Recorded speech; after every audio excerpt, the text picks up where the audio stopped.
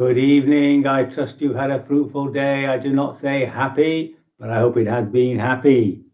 Namo tassa bhagavato arahato samma sambuddhassa. Namo tassa bhagavato arahato samma sambuddhassa.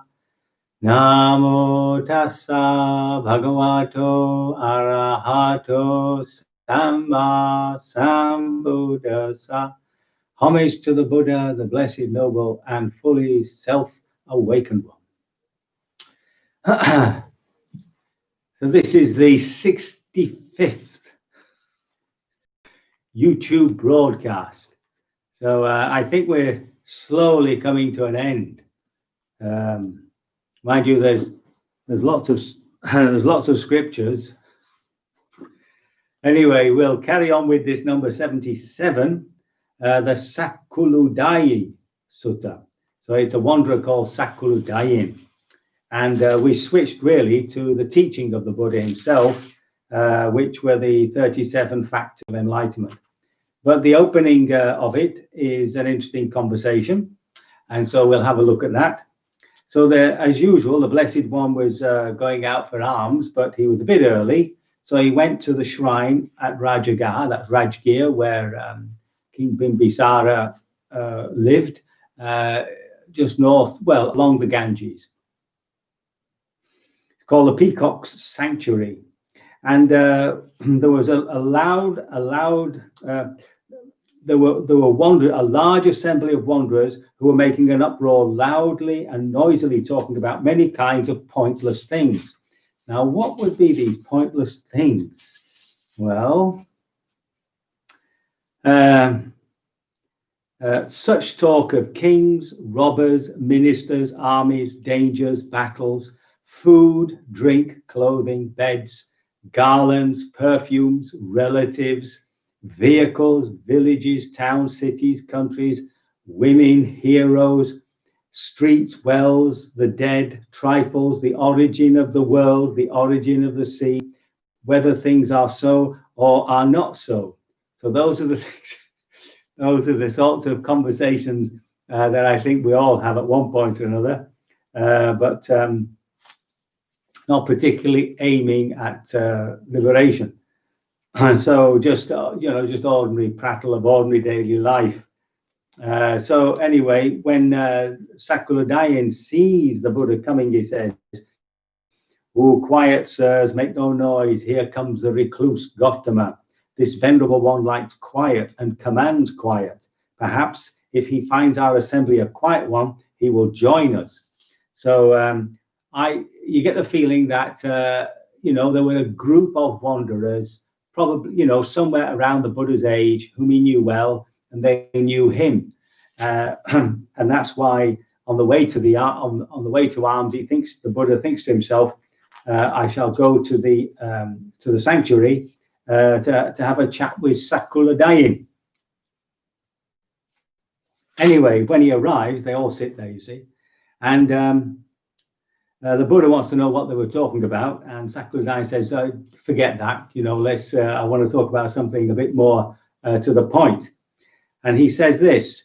So he's now comparing the other major teachers of the time, about 5 or 6 of them, with the Buddha and how the disciples treat them.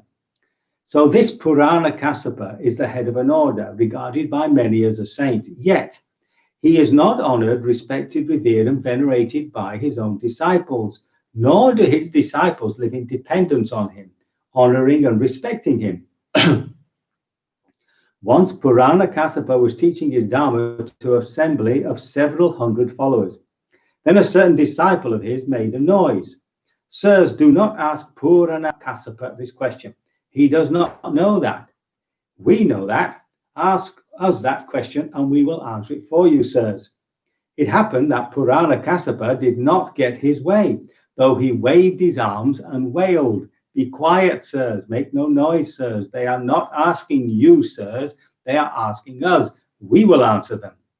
Indeed, many of his disciples left him after refuting his doctrine thus: "You do not understand this Dharma and discipline. I understand this Dharma and discipline. How could you understand this Dharma and discipline? Your way is wrong, my way is right. I am consistent, you are inconsistent. What you should have said first, you said last. What you should have said last, you said first. What you had so carefully thought up has been turned inside out. Your doctrine is refuted. You are proved wrong. Go and learn better, or disentangle yourself if you can. So this is Purana's earlier disciples who become disenchanted with him. Now, although they say that about these different teachers, obviously a bit of an exaggeration, no doubt. Do remember that towards the latter part of the Buddha's life, his own cousin Devadatta rebelled against him, tried to kill him, it would seem, and started his own order elsewhere. So it wasn't just these people. However, at this present time, the Buddha has this great reputation. So now, now compared to that, he says, once the recluse Gautama was teaching his Dharma to an assembly of several hundred followers, and there a certain disciple of his cleared his throat. Thereupon one of his companions in the holy life nudged him with his knee. Be quiet, Venerable Sir, make no noise. The Blessed One, the teacher, is teaching us the Dharma. When the recluse Gautama is teaching the Dharma to an assembly of several hundred followers, on that occasion, there is no sound of his disciples coughing or clearing their throats. See, so this great respect. So now, so the Udayin, how many qualities do you see in me because of which my disciples honor, respect, revere, and venerate me, live in dependence on me, honoring and respecting me? Okay, so Sakuludayin replies, Venerable Sir, I see 5 qualities. The Blessed One eats little and commends eating little. The second one is that he is content with any robe and commends contentment with any robe. That he is content with any kind of alms food and commands contentment with any kind of alms food. That one is content with any resting place and commends contentment with any resting place. And that the Venerable One is secluded and commends seclusion. So the first 4 are what we call the 4 requisites. So it's food, clothing, alms food, and resting place. Oh, I've just realized he hasn't got medicine, just alms food really. So it's commends not eating so much and to be happy with alms food. So that's really just one requisite. Then there's the robes, the clothing, and then there's the resting place. And finally, secluded and commends seclusion. So he's left out medicine there. I don't quite know why. So now the Buddha asks him, now disciple, so the Buddha says, okay, yeah, that's true, but there are disciples of mine who live on a cupful or half a cupful of food, a bilva's fruit and half a bilva's fruit quantity of food, while I sometimes eat the full contents of my alms bowl and even more. So what he's saying is, yeah, fine, he does this, but he himself he himself might not be the best exemplar, right?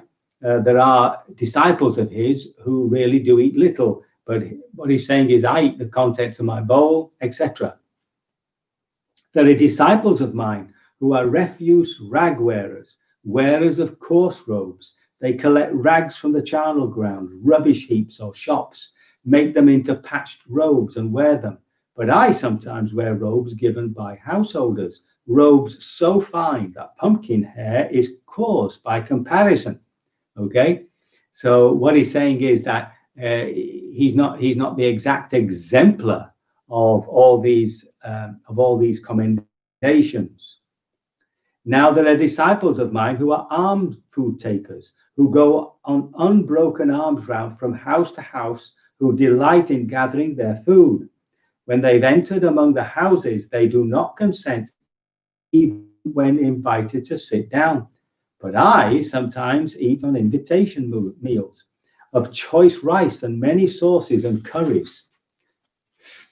And the final, and then there are disciples of mine who are tree root dwellers and open air dwellers, who do not use a roof for 8 months of the year. Right? In the rainy season, you need a roof, of course. While I sometimes live in gabled mansions, plastered within and without, protected against the wind, secured by door bolts, with shuttered windows. Okay.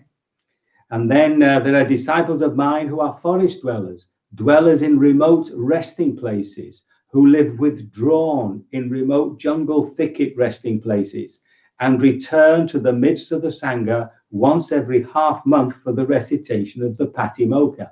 That's the rules. But I sometimes live surrounded by bhikkhus and bhikkhunis, by men and women lay followers, by kings and kings' ministers, by other sectarians and their disciples.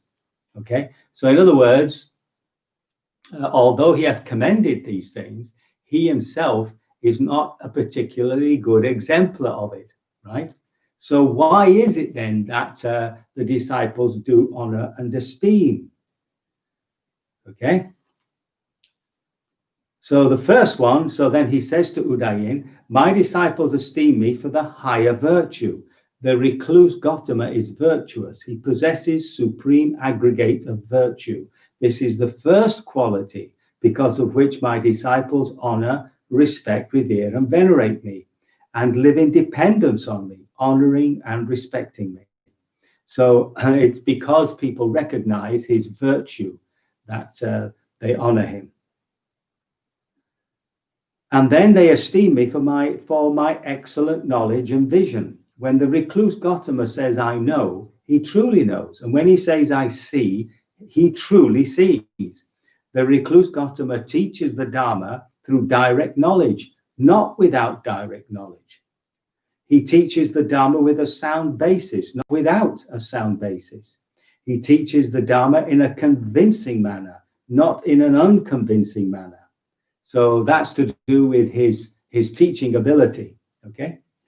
And he's not, none of it is, it comes from his own personal experience and therefore has that ring of truth about it. They esteem for higher wisdom. The recluse Gautama is wise. He possesses the supreme aggregate of wisdom. It is impossible that he should not foresee the future courses of doctrines. In other words, what the implications will be of his teachings, and that he should not be able to confute with reason the current doctrines of others. Right. So, in other words, his wisdom is based on direct experience. And therefore, when he actually explains it, it comes out as logical, straightforward, and truthful. When my disciples have met with suffering and become victims of suffering, prey to suffering, they come to me and ask me about the noble truth of suffering. Being asked, I explain to them the noble truth of suffering, and I satisfy their minds with my explanation. They ask me about the noble truth of the origin of suffering, the noble truth of the cessation of suffering, and the noble truth of the way leading to the cessation of suffering. Being asked, I explain to them the noble truth of the way leading to the cessation of suffering, and I satisfy their minds with my explanation. This is the fourth quality whereby my disciples honor me. So he's pointing out there are four things that bring about a great respect for him. The first one is his virtue, his goodness power, punya. The second one is that he really comes from direct knowledge, personal direct knowledge.